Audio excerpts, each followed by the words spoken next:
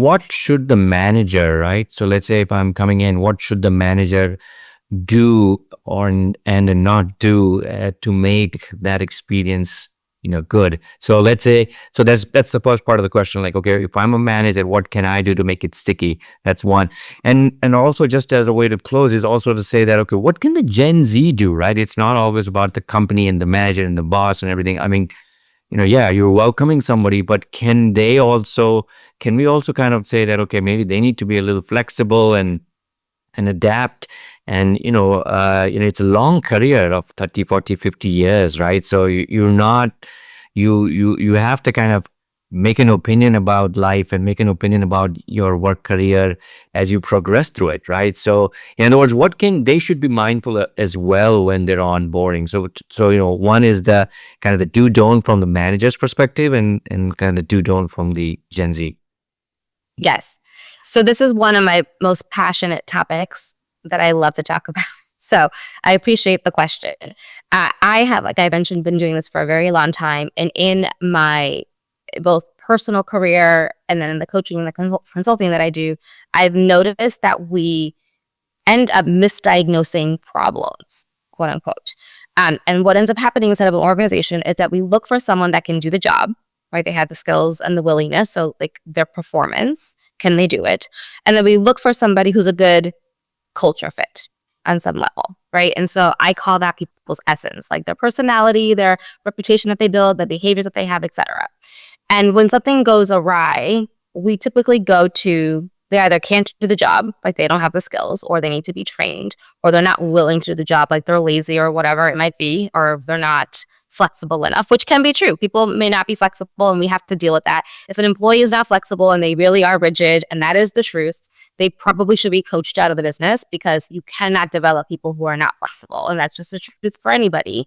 And it is a sign of fitness, right? Even in your physical body, the more flexible you are, the less likely you're going to get hurt, right? The stronger you will be, the longer you're going to live. So it's an important component to test for, especially when you're interviewing people for the like health and wellness of your organization. So there's performance.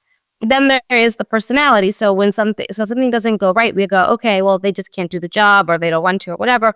Or we say, you know what, they're just not a good culture fit. Or we just say, but their personality is off, right? And that is only one part of the equation. The reality is that there's another component that creates a lot of friction inside companies that we spend no time talking about at all. We do a lot of personality tests, and we do all these things that I think are wonderful. I love them. This is my profession. I do them all the time with my clients. I do them on myself. They provide insight, but it's not enough. There is the other world of people's, as I mentioned earlier, their rhythms, right? How they work, their processing styles, their learning styles, their recognition styles, their decision-making approaches, their how they like to deal with emotions, how far they swing when you give them feedback, and how quickly they come back to their baseline. All these things matter. And when you're not present to what people's rhythms are, and if their rhythms are different from yours, it will cause friction and you will have attrition. So the answer to your question is really take the time to get to know your people. Every manager must really understand, how is my person wired? How they like to work? And where are the natural places where we're going to have friction? And I always joke with people, I'm somebody that learns by talking and listening. It's not a shock for what I do for work. If you send me an email, I do not understand what you wrote in an email. I will call you about it, and I will annoy you because you just spent 20 minutes writing me this beautiful email. And I'm like, do you have 5 minutes? And you're irritated. And so that creates a friction point for people. If I don't know how to own that and explain, this is how I learn, and can you help me here? You're going to think I'm obnoxious, I'm not working independently, I'm taking up too much of your time, and all of a sudden I'm a problem child, when actually we just have a learning difference together.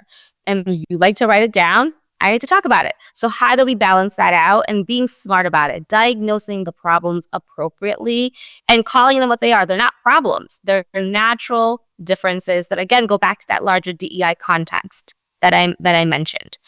So I can stay on that soapbox for hours. I will get off of it now, but that is the number one thing I see. The Gen Z, from the Gen Z perspective. Yes, the Gen Z's answer to it is a long time ago. I'm a professional development, work development junkie. But a long time ago, I read this book called The First 90 Days. The first 100 days. I can't remember what the words were. But it was basically what you should do in the first 90 or 100 days of your job. And in it, it creates a blueprint for making sure you have the appropriate conversations with people. And I recommend this book to people all the time, especially when they're starting off in their career. But why I think it's important for Gen Zs is oftentimes they sit and wait for people to tell them what to do, or they will do just what they are told. And then they'll go, see, I did it. And it's fair because, again, of how we've trained them and their experience, but it's not going to work inside of a company. So setting the expectation very early on, or for any Gen Zs that are listening to this, to have your own blueprint for how you're going to go build relationships, how you're going to go ask for feedback, and how you're going to invest in your own learning and ask for what you need to get to where you want to go, and not sitting around and waiting for the moments to come to you. And I think that's a very important expectation that companies can set at the beginning, but also it is something that as people who are working with Gen Zs, as colleagues or mentors or allies or advocates, that we're subtly influencing in our interactions, because it will help them grow. It'll also take down a lot of those friction points that we talked about earlier, and it'll just make them better employees overall.